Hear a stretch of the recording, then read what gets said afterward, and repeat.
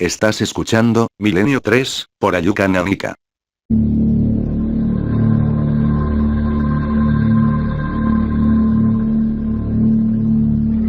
3:06 de la madrugada y comenzamos como siempre Milenio 3.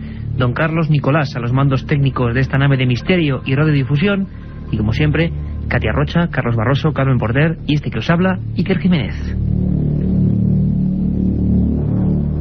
Hemos tenido una primera parte, una primera media hora. Sabéis que siempre la primera edición de Milenio 3 transcurre entre las 10:30 y las 11, como siempre, en todas las emisoras, en cadena, de la cadena SER. Y la verdad es que era un tema que ha suscitado un montón de correos electrónicos a ese milenio3@cadenaser.com, milenio3 con número @cadenaser.com, porque poca gente casi podía dar crédito a esas extrañas lluvias que han acontecido en diversos lugares de la península y que hemos estado tratando con Miguel Pedrero desde Galicia, con Mariano Fernández Urresti desde Cantabria, con Francisco Contreras hablando de la roca de Getafe. Bueno, sorpresas del cielo podíamos definirlo, pero hemos ya echado el telón sobre esa parte y comenzamos ya una segunda llena de información, llena de misterio, y como siempre os pedimos a todos vosotros, y además nos abrumáis con vuestros correos y con los índices de audiencia, tenemos que decirlo así, nos abrumáis. Queremos que os vengáis no solo a la primera edición, sino también a esta segunda. Y dentro de muy poquito vais a saber por qué mi intención de que estemos aquí todos juntos, en penumbra, casi acurrucados junto al receptor, porque de verdad hay misterio para dar y tomar esta noche.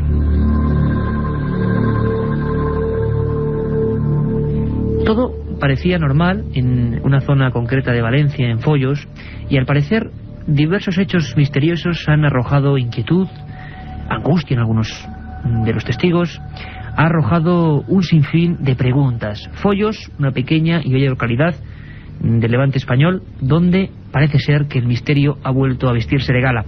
Hace bien poco recordabais cómo en la calle San Luis, con nuestro querido amigo José Manuel García Bautista, allí en Sevilla, y con Rafael Cabello, recordábamos la historia de un solar que parecía encantado. Bueno, luego cuando Carmen Porter os lea los mails que vosotros nos enviáis a esa dirección, veremos cómo, bueno, hay muchas preguntas sobre aquella historia incluso, y también nos preguntáis muchas veces, y tengo que responderlo, porque si no se van a seguir acumulando las preguntas sin respuesta, sobre aquellas voces que Carlos Barroso grabó en aquel solar. Bueno, las voces, tengo que repetirlo, porque me decís que no lo dejamos claro, eran voces, pero creemos que eran de origen natural, prácticamente descartado cualquier fenómeno extraño en aquella grabación del bueno de Carlos Barroso, que estaba, como os acordaréis, allí por final de agosto, en ese solar que tanto misterio también causó en muchos vecinos sevillanos. Pues bien, la historia se repite. Recordáis Ceuta, ¿verdad?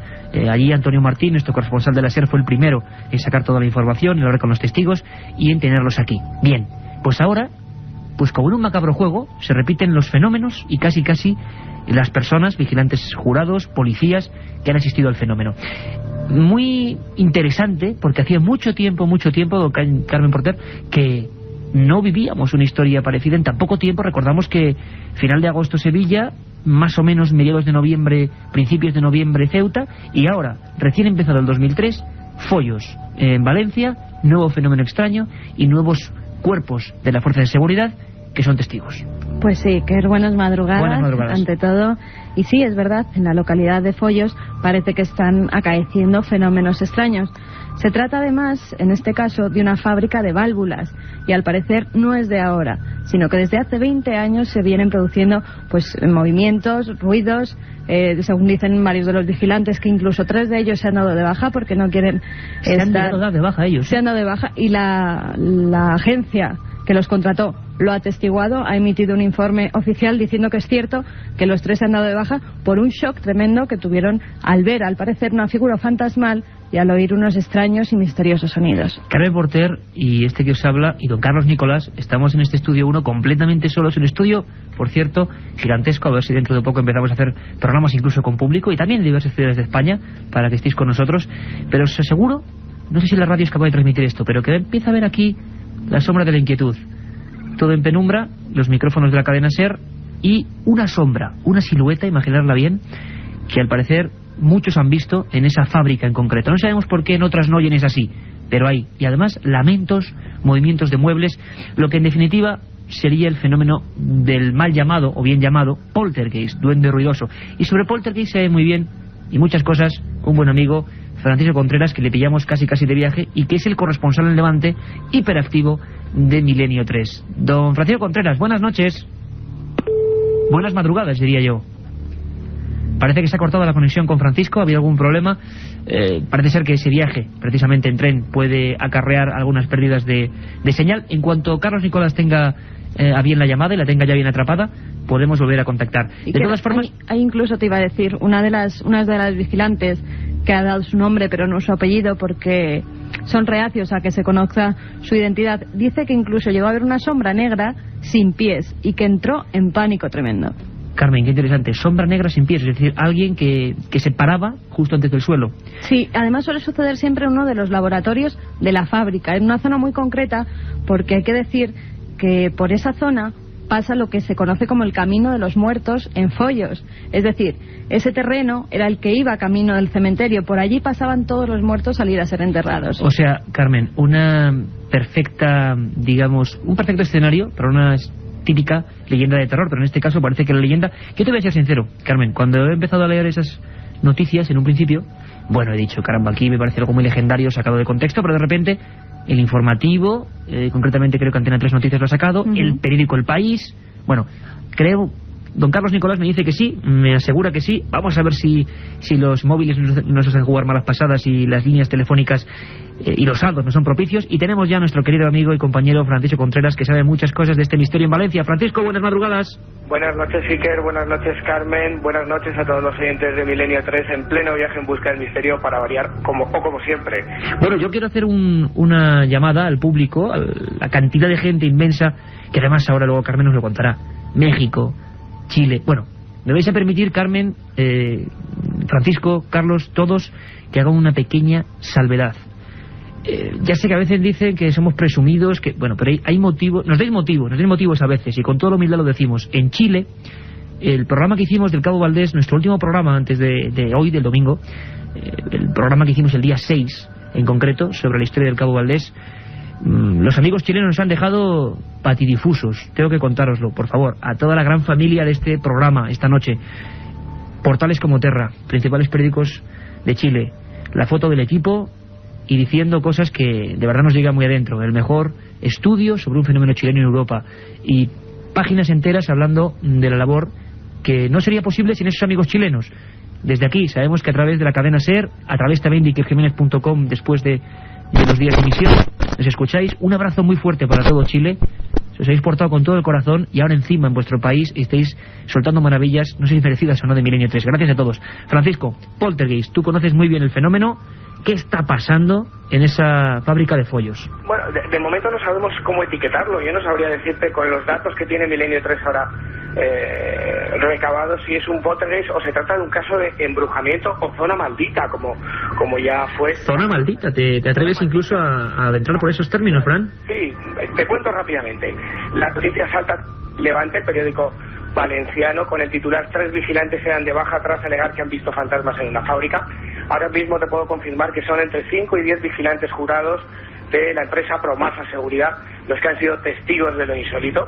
3 de ellos, efectivamente, y de forma oficial, se han dado de baja ante el shock que les ha producido vivir. ¿Cuál es, Francisco, el retrato robot de lo que están viendo, o lo que la mayoría de ellos afirman ver? Y sé que este tema a mucha gente que nos lo dice en los correos, que está en la cama ahora mismo, imagínate también, Fran, ten un poquito de, ¿cómo decirlo?, misericordia. Hay gente que está en la cama, que está viajando, que estos temas le dan mucho miedo, incluso nosotros en el estudio. Pero ¿qué están viendo, Fran? ¿Cuál sería exactamente el retrato robot de esas figuras o silueta o fenómenos? Te voy a contar con detalle qué es lo que ha pasado y cómo se ha desatado todo esto. El pasado mes de septiembre, Meche, una de las empleadas de esta empresa de seguridad, mientras realizaba la ronda por la fábrica, que tiene 3 sectores, y más concretamente en el sector donde está el laboratorio, como bien decía Carmen, lo revisa, ve que está todo normal, que no pasa absolutamente nada, y cuando cierra la sala comienza a observar que las luces se encienden y se apagan. Estupefacta, vuelve a entrar en la sala y de repente ve como una figura espectral, una sombra que flota en el aire, que parece estar levitando y que, según ella misma ha comentado y ha dicho ya en diferentes medios de comunicación, no tiene piernas, no tiene pies, se le presenta. Aterrorizada llama a la Benemérita, a la Guardia Civil, que se presenta... O sea, que hay parte a la Guardia Civil, de nuevo, como en Ceuta con la policía. Efectivamente, es el primer expediente X de este 2003, el primer caso, gran caso de lo paranormal de este año. Tremendo. Se presenta a la Guardia Civil, hace una intervención, hacen registros, acordonan la zona y no encuentran explicación lógica a la experiencia. Este es el detonante por el cual se filtra en 48 horas a la prensa, pero comienza meses antes, concretamente en el mes de julio, Iker, Carmen, cuando Merche entra en esta empresa de seguridad y con un compañero suyo, con Jesús, comienza a ver o a experimentar una serie o toda una amalgama de fenómenos extraños. Que ahí estarían, Francisco, los sonidos, el movimiento de muebles. Un momento, Francisco, porque es importante llegado a este punto. Y yo creo que has puesto a los cientos de miles de amigos de Milenio 3 la carne de gallina con la descripción que acabas de hacer. Y encima tenemos voces y tenemos testimonios. Carmen Porter, con todo el equipo, con Katia Rocha, con Carlos Barroso, ha estado trabajando en el asunto toda esta tarde. Nos pillaba casi en la cadena SER, pero Milenio 3 sabéis que intenta, por lo menos, a veces lo conseguiremos, otras no, estar siempre donde está la noticia, donde pasan las cosas y ocurre el misterio, está la cadena SER y está Milenio 3. Carmen, tenemos declaraciones de guardias jurados, ¿verdad? Pues sí, tenemos la declaración de un vigilante que no ha querido en ningún momento que se diera a conocer su nombre, no ha querido identificarse, dice que por razones obvias, porque teme que además la gente se ría de él al ser este caso. Y esto era lo que nos decía el primer testigo que se encontraba en aquella fábrica. Dicen haber visto sombras y alguna imagen bastante difuminada, pero una imagen que se está asomándose a una de las ventanas y dice como atraerlos. Uno está en la garita y dice el compañero que incluso la radio se le ha encendido sola sin estar conectada. Creo que la imaginación ahí pues deja un poquito ya de jugar. Fenómenos que incluso parece que alteran algunos elementos eléctricos que disponen esos guardias jurados, que están completamente aterrorizados, y como decía Francisco Contreras, ya entre 5 y 10 son testigos, incluso 3 de ellos por lo menos han presentado la baja. Pero también el propio Jesús García Palanca, uno de los testigos. No, y que antes tenemos un testimonio de Jesús García, que es un vecino de la fábrica. Es que hay un Jesús García testigo y un Jesús García Palanca, no tiene nada que ver. Jesús García Palanca es el policía del que después también oiremos su declaración, y que hizo declaraciones anteriores que también os voy a comentar, muy interesantes. ¿Ahora quién escuchamos, Carmen? Ahora vamos a escuchar a Jesús García, que es un vecino de la fábrica, y nos cuenta el momento en el que llega allí, se persona la policía. Una noche, pues, que al salir de casa, pues lo único que vi fue que había Guardia Civil. Y digo, ¿qué pasará ahí y tal, no? Claro, y al llegar allí te comentaron pues que había un fantasma. Guardia Civil, como nos comentaba nuestro compañero y corresponsal de Milenio 3 en Levante, Francisco Contreras, y parece ser el primer expediente X auténtico del 2003, sea lo que provoca esos fenómenos. Y tenemos, por último, Carmen, a Jesús García Palanca, ahora sí, que es el policía municipal, que se presentó allí ante la llamada de una guardia jurado, que, histérica por el pánico, por lo que había visto, pues llamó a la policía, y Jesús García Palanca es el primero que se persona allí con un coche. 25 años en la policía, pues bueno, yo no he visto nada, concretamente, y sí, ruidos sí, pero para mí son ruidos producidos naturalmente. Además, sí que este mismo policía ha declarado en los medios de comunicación que este suceso viene desde 1999, incluso desde hace 20 años, pero que él se acuerda de lo que pasó en 1999 y dice que veía lo que le dijeron, que habían visto en el laboratorio una mano poniendo en marcha las máquinas. Máquinas de la fábrica. ¿Las máquinas se habían puesto solas, Carmen, o que habían visto físicamente una mano? Que habían visto físicamente una mano que ponía en marcha las máquinas. Son palabras textuales del policía. Francisco, estamos hablando de una mano espectral, vamos a llamarlo así. Ese suceso ocurre en julio del año pasado, y concretamente cuando, lo que te comentaba antes, Mercedes y Jesús están haciendo una ronda y estupefactos, atónitos, yo creo que incluso aterrados, entran en el laboratorio, ese laboratorio maldito entre comillas, y ven cómo las lámparas empiezan a moverse y diferentes muebles parecen cobrar vida propia y son arrastrados por la estancia por manos invisibles. Incluso algunos de los ventiladores comenzaron a moverse solos. La policía, como bien ha dicho Carmen y hemos escuchado, tanto Promasa, la empresa de seguridad, como diferentes empresarios y dirigentes de la fábrica permanecen a la espera, estupefactos. Los dirigentes de la fábrica no quieren decir absolutamente nada del caso. Promasa ha certificado que la baja ha sido por fenómenos extraños. Un detalle muy importante. La policía y la Guardia Civil, ojo, policía y Guardia Civil han certificado, como hemos escuchado, que han intervenido por extraños episodios sobrenaturales, pero se permanecen muy escépticos respecto a la naturaleza de los mismos. Bien, a mí me gustaría matizarte una cosita, y que sé que vamos mal de tiempo, Se hablaba de poltergeist o lugar maldito, y es porque hemos tirado del servicio de documentación del archivo de Milenio 3, y efectivamente, Carmen decía, ese lugar, antes de que se construyera la fábrica construida por Hugo Bacharat, un personaje fantástico, del cual hablaremos en otra emisión. No, Francisco, una cosa importante, perdona que te corte, pero una cosa, estamos haciendo todo esto en vivo, entonces yo creo que si tú, compañero, sigues recabando toda la información, porque hay suerte en el sentido de que en tu zona está ocurriendo algo muy importante, es muy probable que el siguiente Milenio 3 o las siguientes ediciones las dediquemos a emitir en conexión desde allí con todo lo que está ocurriendo.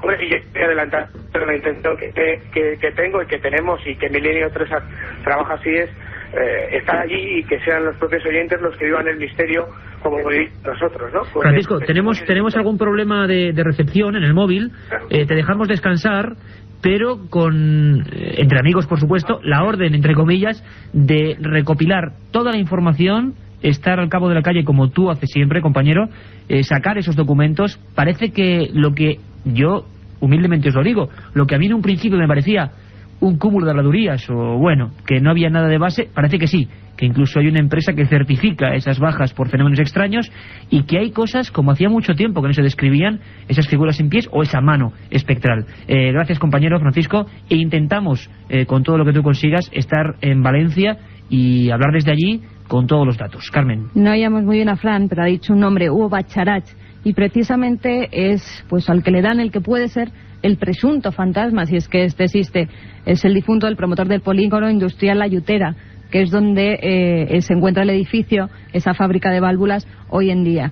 Entonces se cree que el espectro, el fantasma de Hugo Bacharat, puede ser el que provoque todos estos fenómenos. ¿A ti te parece, Carmen, que si todo esto, si Francisco consigue más documentos, si vosotros, todo el equipo, nos ponemos a trabajar, puede ser un tema impresionante, porque parece que la Guardia Civil, que la policía, de alguna forma está siendo testigo? Sí, además ha habido alguna muerte más extraña por la zona. Nos documentaremos y haremos un especial, ¿te parece? Fenomenal. Perfecto trabajo, Carmen Porter, don Francisco Contreras, al que le hemos tenido que dejar y seguir el viaje. Seguro que desde ya, desde las 3:23, conociéndolo como lo conocemos, se pone a trabajar en busca del misterio, y la semana que viene, aquí, lo mejor. Milenio 3. Periodismo de lo desconocido. En la SER. Don Carlos Nicolás, nuestro compañero, que siempre a estas horas está aquí en la nave del misterio, con los mandos, me mira con cara tan aterrada como tenemos nosotros, porque, hombre, esa descripción de una mano, que no es única. Yo estoy recordando un caso, ocurrió en Daquelia, en Chipre, en una instalación militar. El testigo era un soldado y lo que vio era medio cuerpo con el pelo enmarañado, o sea, una figura, una persona. Yo siento contar estas cosas a estas horas, pero es así, que subía, como si tuviera piernas que no se veían, los peldaños de la escalera, y estuvo a punto de ametrallar esa figura. Daquelia, Chipre, 1968. Imágenes de lo absurdo. Intento ponerme, no sé vosotros, amigos oyentes, en la imagen, en la situación de esa persona que ve una mano realmente en el laboratorio, que ve esa figura sin pies. Nada de lo que ocurre en el misterio, sea lo que sea, es casual. Siempre hay fenómenos concomitantes, que en diversos puntos del planeta han sido exactamente iguales, idénticos. Por lo tanto, parece que algo pasa. No sabemos qué es, pero algo pasa. Bueno, todos estos misterios ocurren no ahora, a pesar de que el 2003 nos trae agradablemente sorpresas como esta, sino desde tiempos remotos. Y cuando se dice en este programa tiempo remoto, ahí está Nacho Ares, director de la revista de arqueología, con esa magnífica historia perdida. Esta vez nos lleva hasta China, donde han aparecido unas momias distintas. Nada tendría de extraño un grupo de momias encontradas en un lugar perdido de China, si éstas no mostraran facciones raciales totalmente anómalas para el lugar en donde fueron halladas.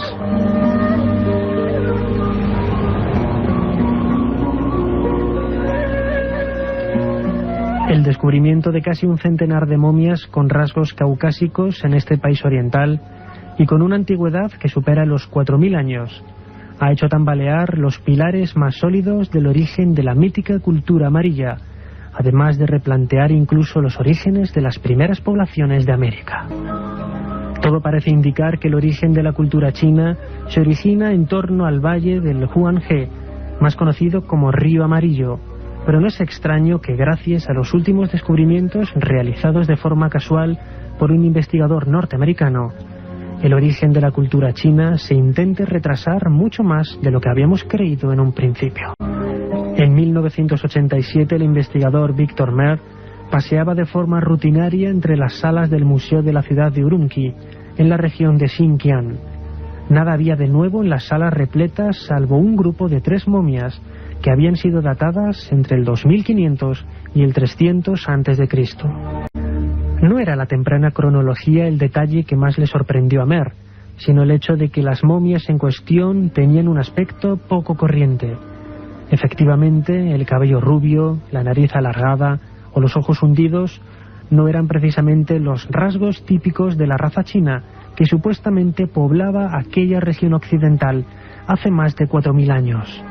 ¿Qué hacían hombres y mujeres de origen caucásico y europeo, hasta el momento desconocidos, en aquellas latitudes, en una época tan antigua de la historia de China? El hallazgo para nada debía de considerarse como algo casual, ya que, como pudo comprobar el profesor estadounidense, no se trataba de un grupo reducido de momias, sino que éstas llegaban al centenar. El estado de conservación era extraordinario, circunstancia que facilitó al profesor Mer el estudio de los cadáveres y la rápida identificación de los mismos. Descartada la posibilidad remota de que este centenar de momias fueran de un grupo nómada que, perdido por circunstancias desconocidas, alcanzara los límites occidentales de la antigua China, todavía desconocemos el origen de este misterioso pueblo. Ya sea o no la prueba de crecientes relaciones comerciales datables en el alba de la historia de China, quizás lo más llamativo de todo son las conclusiones que los investigadores comienzan a extraer. La vieja teoría que pretendía demostrar que el origen de la civilización china estaba basado en un substrato original e independiente, sin influencia exterior alguna, comienza a desmoronarse como un gigante con pies de barro. Milenio 3, con Iker Jiménez, en la cadena SER. Tremendo, don Nacho Ares, director de la revista de Arqueología y director de todas las madrugadas del domingo, cuando más o menos dan las 3:30 como ahora, de la historia perdida. No perdáis ese término, historia perdida. Dentro de muy poquito, os lo adelanto ya a todos los oyentes, una nueva colección de libros, la colección de libros hermana de este programa, los libros del tercer milenio, una colección que se va a llamar El Archivo del Misterio de Iker Jiménez, y os lo aseguro, los mejores periodistas, los mejores reporteros, los mejores documentos, los mejores temas, todo aquello que necesitáis para meteros de lleno en el misterio. Recordadlo. Un 13 de enero, como hoy, como el que empezamos a despuntar hoy, Carmen, pasaron muchísimas cosas. Muchísimas, Iker. En 1532, una real cédula firmada en Sevilla prohíbe marcar a los indios con hierros candentes. Caramba. En 1610, Galileo descubre el satélite de Júpiter llamado Calisto. 1776, George Washington, al frente de sus tropas, entra triunfante en Nueva York. Ya en 1913, prohibición papal de proyectar películas en las iglesias y de hacer films de temática religiosa. 1927, hallan en unas excavaciones en la India una estatua de Alejandro Magno. Gran Alejandro. Ya en 1941, muere el escritor James Joyce. En 1950, se restablece la pena de muerte en la Unión Soviética.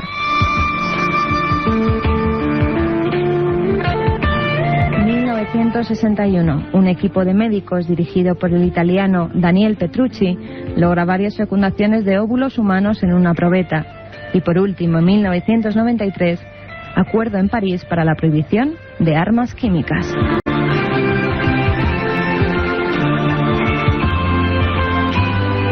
Muchas cosas, como contaba Carmen, un día como otro cualquiera aparentemente, pero también un día maravilloso, ¿verdad?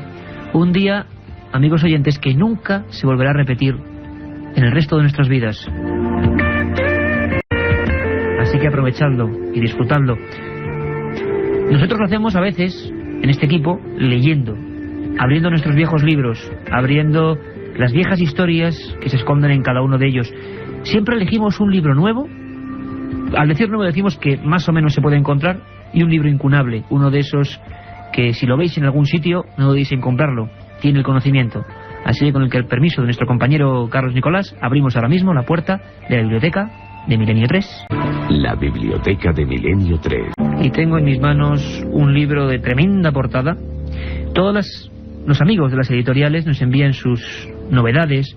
Los amigos que se están metiendo editores, que hay muchos también y a los que les deseamos la mayor suerte del mundo, bueno, pues también nos envían sus novedades, sus trabajos.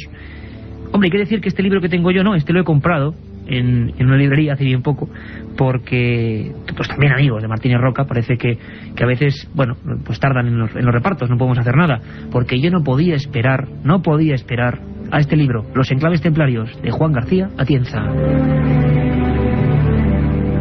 Así que ya saben los amigos de Martínez Roca también, que si pueden enviarnos más, pues serán muy bien recibidos, por ejemplo, para sortearlos entre nuestra gente. Y ya fuera de bromas o de simpatías a estas horas de la madrugada, que igual no son muy bien aceptadas, Los Enclaves Templarios, Juan García Atienza, Guía de la Mágica Orden en España. Bueno, un trabajo, pues como todos los de Juan García Atienza, exhaustivo, excepcional, pero Atienza nació en el año 30, lo comenté en alguna ocasión con su diario de alquimia, tiene algunos trabajos en el cine y en televisión casi malditos, y en el año 77 hizo su primer libro, Los Santos Imposibles. Bueno, a partir de ahí una trayectoria de más de 60 libros impresionantes.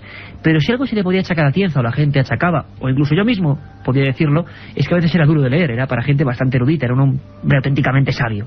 Pues bien, en este libro de verdad, rememorando la esencia de obras inmortales ya, como Guía de la España Mágica, que hizo que miles de personas andaran los caminos de otra forma, Guía de la España Mágica, la misma editorial que en aquella época, Martínez Roca, le saca Los Enclaves Templarios, punto por punto, pueblos como el Cañón del Río Lobos, San Saturio, pueblos como Malpica, pueblos como Monreal de Ariza, Monfragüe en Cáceres, como no, Fregenal de la Sierra, los auténticos enclaves donde esta orden, de la que un día hablaremos mucho, largo y tendido, tuvo sus fortalezas y dejó su leyenda, los templarios, los monjes y guerreros.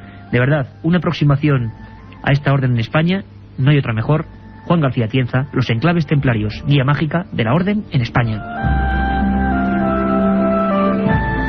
Y después de esta bonita noticia de que haya libros como este a la venta ahora mismo, aunque los libros de verdad es tremendo, pero en apenas unos meses desaparecen de los estantes. Eso le pasó a una pequeña joya, o gran joya por el tamaño, que trae Carmen Porter.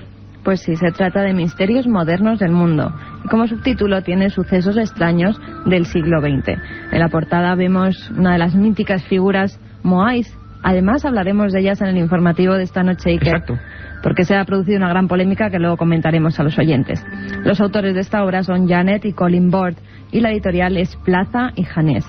Yo, como siempre, rescato unas palabras, en este caso de los autores, que nos dicen: todo nuestro mundo está lleno de fenómenos extraños y de criaturas misteriosas. En este libro ofrecemos una guía exhaustiva de todo lo inexplicado que subsiste en el siglo XX. Este libro, abundantemente ilustrado, es una obra llena de sorpresas y descubrimientos. El libro Iker es una pequeña enciclopedia del misterio, en el que se recogen temas que van desde los legendarios monstruos que habitan en diferentes lagos del planeta, como el Ogopogo, un monstruo que hay en un lago de Canadá, o Champ, también, que habita en un lago de América del Norte. También los autores hablan de un tema que hemos tratado en la primera hora: objetos inesperados que caen del cielo, e incluso recogen testimonios de personas que aseguran haber visto todo tipo de seres alados, o tratan casos de OSNIs, objetos submarinos no identificados. De este libro también hay que destacar el diccionario geográfico de sucesos extraños, que se recogen en las últimas páginas del tomo. La primera vez que se hacía, Carmen.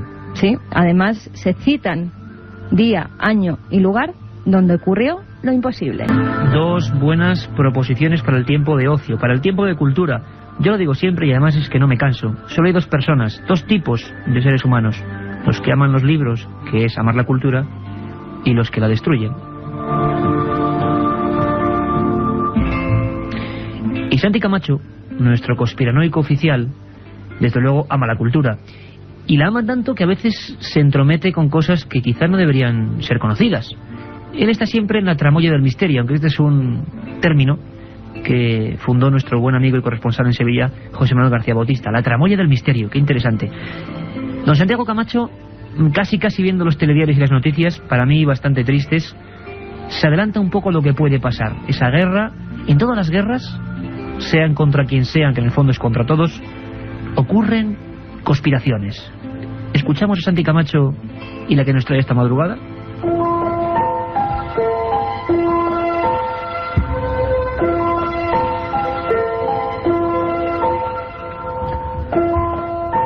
Vientos amenazantes de guerra vuelven a soplar sobre Irak. Por ello, tal vez este sea un buen momento para echar la vista atrás y repasar algunos aspectos, tan interesantes como olvidados, de la historia reciente de aquella castigada región del globo, antes de que vuelvan a ponerse de moda términos como bombas inteligentes o daño colateral.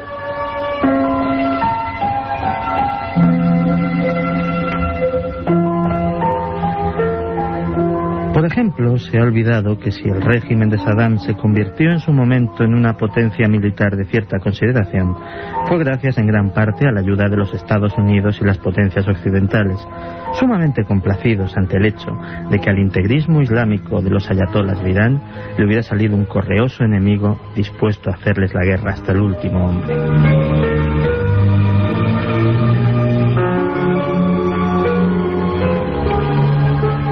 También parece haber caído en el olvido una conversación celebrada a finales de julio de 1990 entre Saddam y la embajadora americana April Glaspie, en la que ésta aseguraba al dictador que los conflictos entre países árabes, como sus desavenencias fronterizas con Kuwait, no son incumbencia de los Estados Unidos. Lógicamente, esto fue tomado como una autorización tácita por parte de Irak para invadir el Emirato.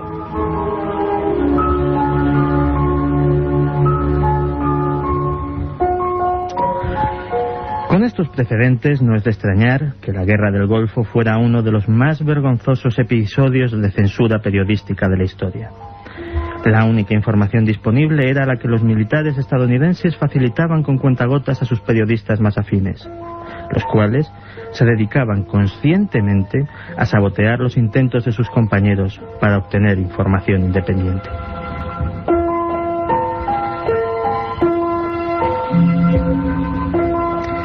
Se trataba de vender la falaz idea de que las armas norteamericanas no se estaban utilizando para matar, sino para salvar vidas. Así, mientras los misiles Scud de Saddam eran instrumentos de terror, las bombas americanas recibían el benévolo calificativo de inteligentes. Mientras las escasas ofensivas iraquíes eran planificadas masacres, los bombardeos estadounidenses eran acciones quirúrgicas.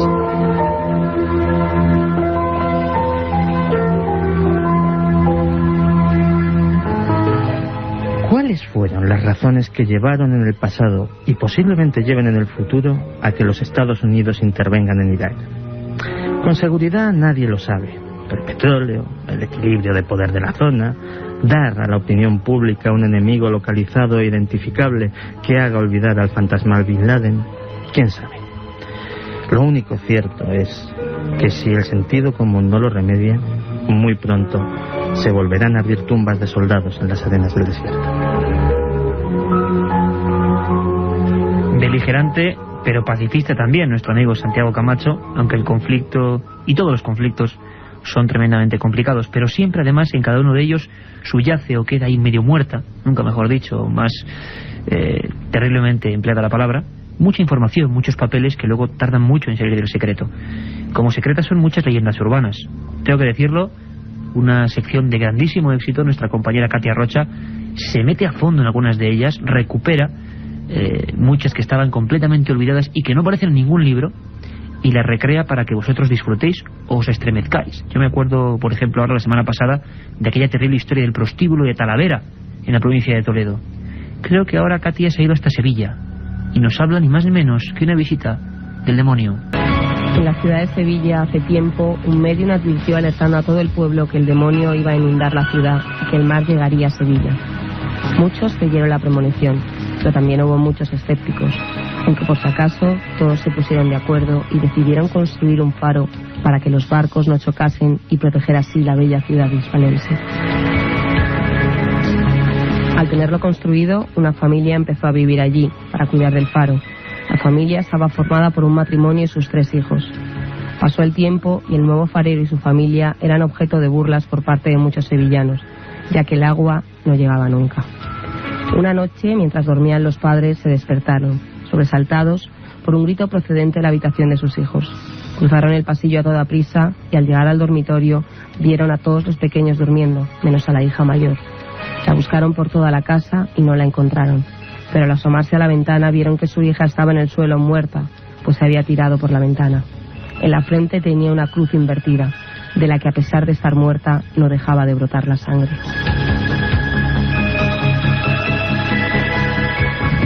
Pasaron 2 o 3 años del trágico accidente, que todo el mundo tomó por un suicidio provocado por no poder soportar las burlas de toda la ciudad, hasta que otra noche oyeron de nuevo un grito que provenía de nuevo de la habitación. Al entrar se encontraron a su hija pequeña esparcida en trozos literalmente por toda la habitación. Su diminuto cuerpo descuartizado formaba de nuevo la maldita cruz invertida.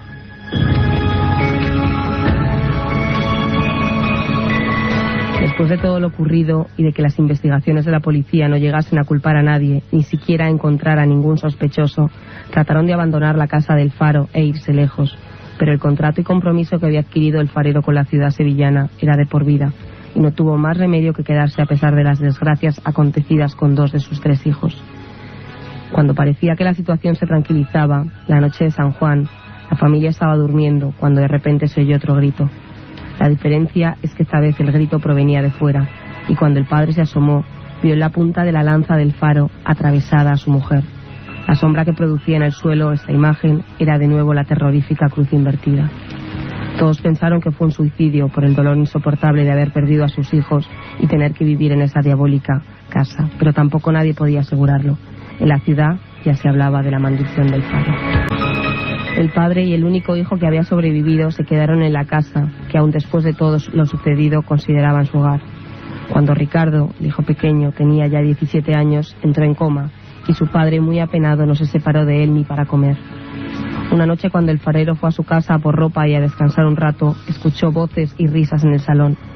Se acercó y pudo ver un cuadro de su familia, que el alcalde de Sevilla mandó pintar como regalo de la ciudad al farero y su familia. En el cuadro toda la familia conversaba animadamente. Solo faltaba él, que permanecía serio e inmóvil, mientras sus 2 hijas muertas y su esposa parecían dar la bienvenida al hijo varón. La firma del autor del cuadro no era otra que la maldita cruz invertida. Enseguida el farero comprendió que su hijo había muerto. Llamó al hospital y así se lo confirmaron. El pobre hombre desolado subió a lo más alto del faro y desde allí se lanzó al vacío para poder así reencontrarse con su familia. Antes de saltar, vio como en las palmas de sus manos tenía 2 heridas con forma de cruz invertida, que él no recordaba haberse hecho. Milenio 3, con Iker Jiménez, en la cadena SER. 3 y 46 minutos, tremendas las historias que nos cuenta, ocurridas, dice la leyenda, o dice la verdad, en diversas partes de nuestro país y del mundo. Sabéis que siempre hay 2 vías directas para intervenir en todo lo que es la vía conexión de nuestro equipo, para intervenir en lo que son también cuando hacemos los sorteos, y sobre todo para preguntarnos, para sugerirnos, para criticarnos. Siempre hay una cosa que hacemos, aparte de repetir milenio3@cadenaser.com, y también ese contestador 915324532, 915324532, que además tiene la misma preferencia siempre que lo que son los mensajes. Siempre, como decimos, hay una cosa importante, que es la pregunta que elegimos, porque son muchísimas las que llegan. Elegimos una siempre, Carmen, para intentar de alguna forma bucear en los archivos, en nuestras investigaciones, y como siempre digo, intentar dar una respuesta o acercarnos a ella. Esta vez hemos elegido la de Óscar Santiago Rey, que nos escribe desde Pamplona y nos dice: hola, equipo de Milenio 3, sigo vuestro programa desde hace un tiempo. Uno de los programas que más me ha impresionado es el del denominado Caso Valdés, y nos pregunta: ¿el caso del Cabo Valdés podría ser una de las muchas maniobras de los gobiernos para desacreditar el fenómeno OVNI? Pruebas de gobiernos, esto se puede entender en muchas perspectivas, ¿no? Se supone también, y esto nos he contado muchas veces, que en ocasiones servicios de inteligencia, servicios militares, que han hecho muchas cosas, buenas y malas, han intentado trabajar en el fenómeno OVNI o hacer creer a personas que eran víctimas del fenómeno OVNI. Esto lo denunció un astrofísico y escritor muy importante, Jacques Vallée, y sobre todo lo hizo en torno a un caso que ya está repleto y sepultado por el olvido.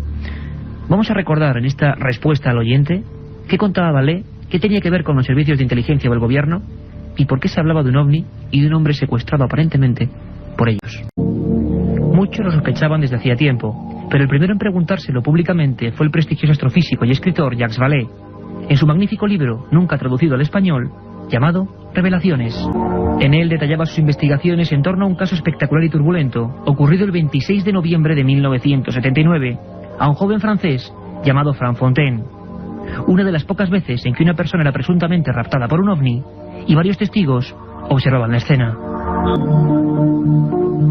Fontaine cargaba su viejo Ford Taunus de ropa junto a Salomon Dialle y Jean-Pierre Prévost, con el objeto de trasladarla hasta el cercano rastro de Guisors.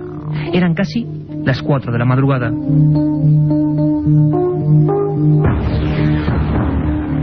De repente una luz, una especie de globo destelleante, bajó hasta el automóvil.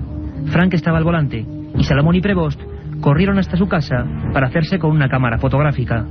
En apenas 2 minutos encontraron al Taunus en mitad de la calle, rodeado de un brillo espectral.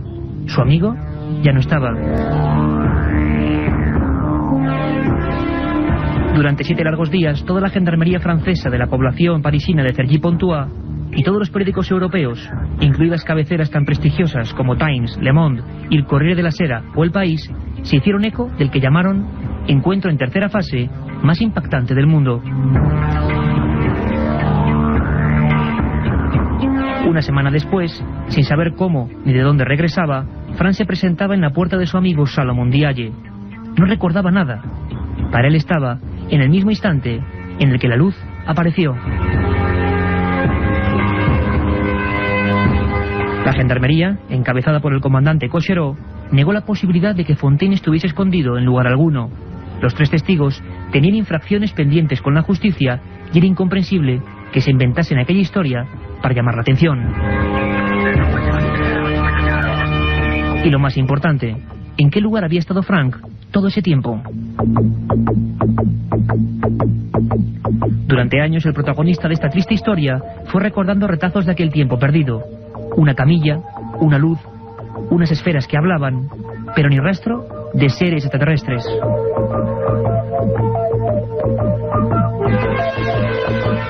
Jacques Vallée, tras una profunda investigación, contempló la posibilidad de que Frank hubiese sido capturado por los servicios de inteligencia franceses e insertado en estado de prehipnosis en algún lugar donde se le hubiesen provocado diversos síntomas lumínicos y palabras que iría recordando muy poco a poco.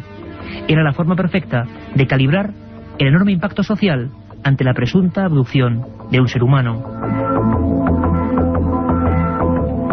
Con el tiempo, diversos servicios de inteligencia han demostrado la perfecta posibilidad de que Frank quizá nunca hubiese estado a bordo de un ovni, sino en un lugar igualmente frío y extraño, oscuro y hostil, pero terrestre.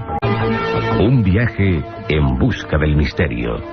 Milenio 3, en la SER. Esta música, después de la tremenda historia y olvidada historia de Frank Fontaine y Jacques Vallée, y el ovni, o los ovnis, y los supuestos seres humanos trazando extraños experimentos, llegan las noticias. Noticias interesantísimas esta semana, Carmen Porter. Pues sí, comenzamos por Chile, como decíamos antes, y con los Moais. La agencia chilena responsable de conservar y vigilar los monumentos nacionales está investigando los llamados Moais, exhibidos en la galería Kronos Art de Miami, ya que el gobierno de Chile nunca ha autorizado que estas piezas salgan de la isla. El arqueólogo Mario Vázquez del Consejo de Monumentos Nacionales ha declarado que cabe la posibilidad de que las cabezas de piedra sean reproducciones talladas por un nativo de la isla de Pascua y que no se trate de las míticas figuras que fueron hechas hace varios siglos para representar a los dioses y jefes tribales de la isla. Según la ley chilena, todos los objetos históricos de la isla de Pascua pertenecen al gobierno chileno desde 1925.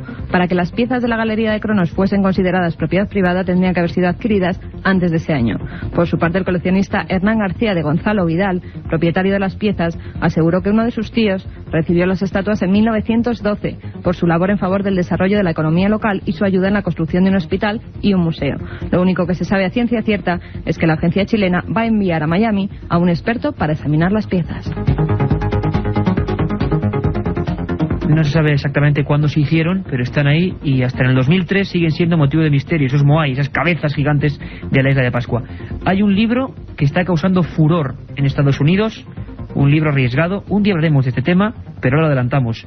Dicen, Carmen, que los chinos llegaron a América antes que Colón. Según el libro 1421, el año en que China descubrió América, de reciente aparición en Estados Unidos, los chinos descubrieron el continente 70 años antes que Colón. Su autor, Gavin Menzies, exoficial de la Marina Real Británica, explica en este volumen la extensa investigación que le ha llevado por más de 100 países y a visitar más de 900 museos y bibliotecas.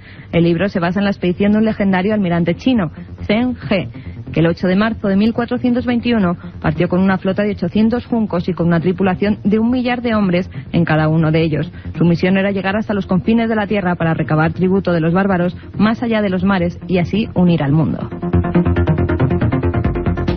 La travesía, según Menzies, duró 2 años y en ese tiempo exploraron partes de África, del norte y sur de América, Australia y Nueva Zelanda e incluso la Antártida. A su vuelta a China, el país estaba sumido en un gran caos económico y social, por lo que los barcos fueron destruidos y con ellos los diarios de sus viajes. Ya sabéis, 1421, no sabemos cuándo este libro llegará a España. Una teoría apasionante. Alguien antes de Colón estuvo en América, vino de otro continente para descubrirla. Y parece que no solo fueron estos chinos, sino muchos más. Un día hablaremos de ello. Exposición, ni más ni menos que en Nueva York, la Gran Manzana, sobre esa auténtica joya de la prehistoria, Atapuerca. Casi un centenar de piezas originales descubiertas en Atapuerca, en Burgos, se exhiben durante estos días en el Museo Americano de Historia Natural, en Nueva York, en una exposición dedicada al yacimiento arqueológico burgalés. Para contarnos todos los detalles tenemos a Javier del Pino, corresponsal de la SER en Nueva York. Es la primera vez que la colección de fósiles humanos y animales puede ser admirada fuera de España, desde este fin de semana en el Museo de Historia Natural de Nueva York.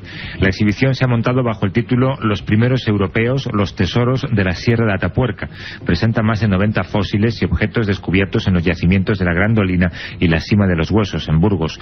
Según los antropólogos que han presentado la muestra, la exposición permite asomarse a una ventana que ayuda a entender la fascinante historia de la evolución humana, llena de dramatismo. La colección presenta los hallazgos más importantes de las excavaciones y los estudios realizados en Atapuerca a lo largo de los últimos 25 años por un equipo de arqueólogos, paleontólogos, geólogos y biólogos. Los hallazgos de Atapuerca han permitido entender mejor la compleja historia de la evolución humana, con qué animales compartieron el medio, cómo era el clima entonces, el paisaje, el ambiente que los rodeó, cómo se alimentaban o cómo se comportaban socialmente o cómo se enfrentaban a la muerte. En Atapuerca, entre otros descubrimientos, se hallaron huesos fosilizados que son prueba del primer caso de canibalismo en toda la evolución humana.